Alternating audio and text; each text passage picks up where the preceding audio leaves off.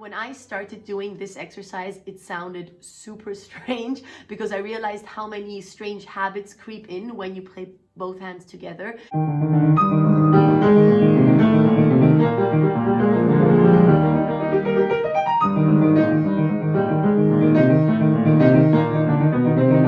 Hi everyone, this is Danae, and in today's video I'm going to be talking about how to make your hands independent from each other, especially in the scenario of left hand accompaniment patterns. So especially in pieces from the classical period like Mozart, Beethoven, Haydn, but also of course many other composers, it is very typical for your left hand to be playing some kind of accompaniment pattern while the right hand is playing the melody. And I have a couple of ways that I practice these typical patterns, and also a couple of practice methods in order to get the hands independent from each other and not have the pattern be influenced by the melody or vice versa. Ideally, when you're playing a phrase where the left hand has an accompaniment pattern and the right hand has the melody, you will be splitting your brain into two parts and be giving different impulses to both hands, because the melody hand is supposed to sound very free and melodical and musical, while the other hand, the pattern hand, usually has to sound pretty rhythmical.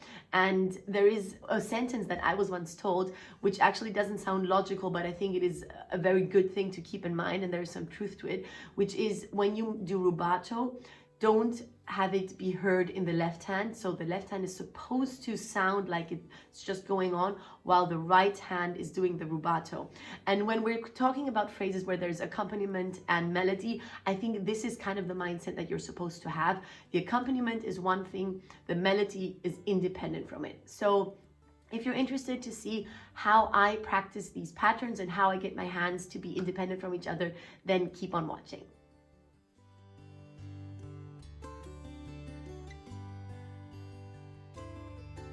So first of all, as always, I practice the hands separately. I start out with the accompaniment hand, so in this case, the left hand, and I practice it slowly first.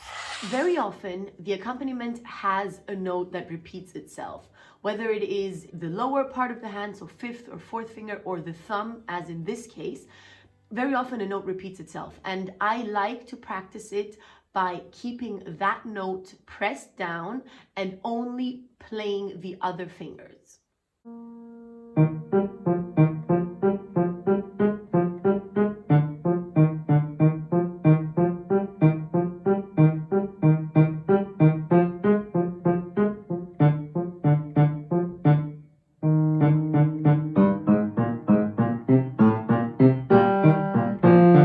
So in this case, I just play the thumb once, then keep it on the key and only play the other fingers. That way I can train the fingers that actually have to move around in that pattern. And also I find that a big danger with these accompaniment patterns is that the thumb starts sounding louder than the other fingers because it is naturally the stronger finger. So I try to kind of train the other fingers more than the thumb to create this kind of evenness within the pattern. The second step of this exercise is that I don't press the thumb, because I find that when you press it, you can consciously put some weight on it, and then it helps to do the second part of the exercise, which is that I just place it on top of the key, but I don't press it. So this kind of forces you to be very relaxed and not put any weight on it, not activate any muscles concerning the thumb, and at the same time really activate the other fingers.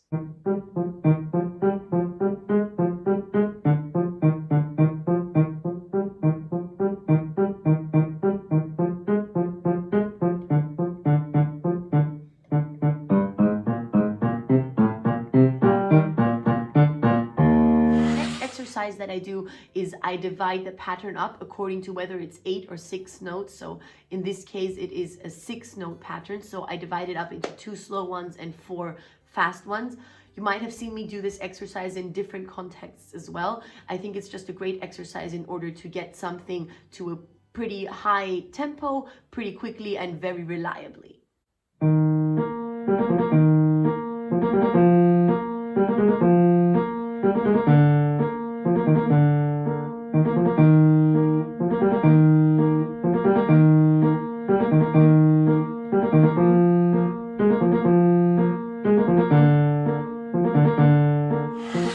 this exercise around and play 4 quick notes and 2 slow notes.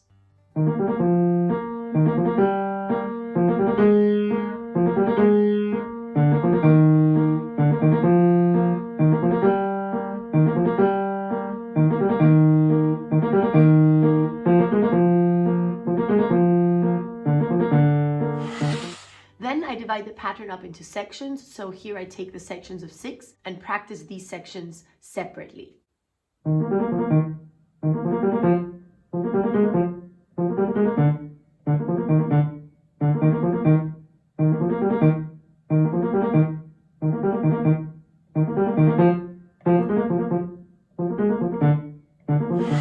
I play through the entire pattern left hand only, and I make sure that my thumb is not sticking out, that there are no accents, but that it is rather on the more quiet side compared to the other fingers.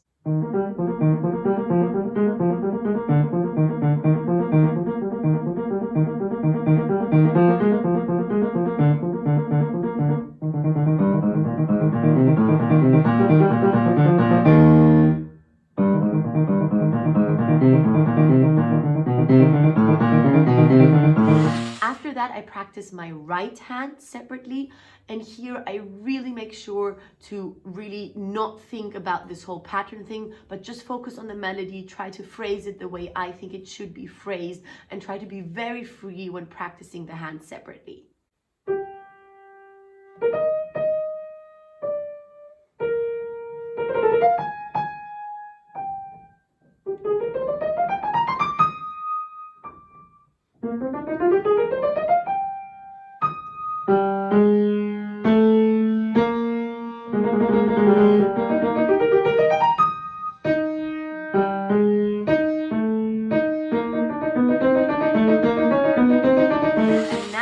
Comes one of the most interesting exercises I find, which is to play the left hand and then play the right hand silently on top of it. So you pretend like you're playing both hands, but actually you're listening to the left hand only. In this kind of a situation where the one hand has a pattern and the other a melody, and I noticed how my pattern is starting to get irregular at some points, how I'm doing strange accents sometimes. So this exercise I find is really helpful, and to repeat it a couple of times and then readjusting that pattern into being very rhythmical, even when the right hand is playing on top of it silently.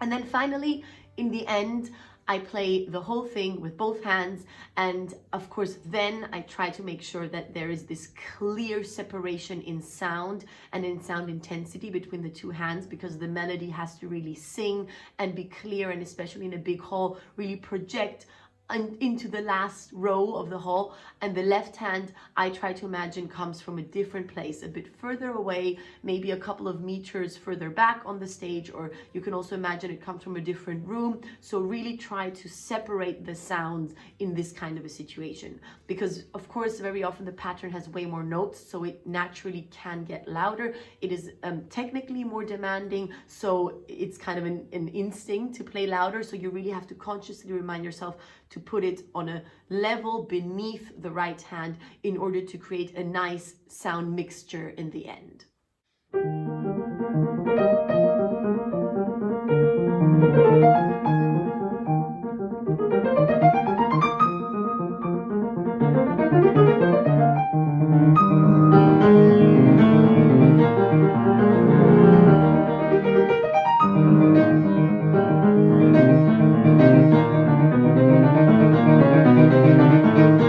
I really hope that you found this video interesting and that it helped you in your hand independence and left hand accompaniment patterns. Let me know if there are other exercises that you do or other techniques that you have in order to get your hands independent from each other and to create a beautiful melody and a very reliable accompaniment pattern. And I'll see you again in the next one. Bye.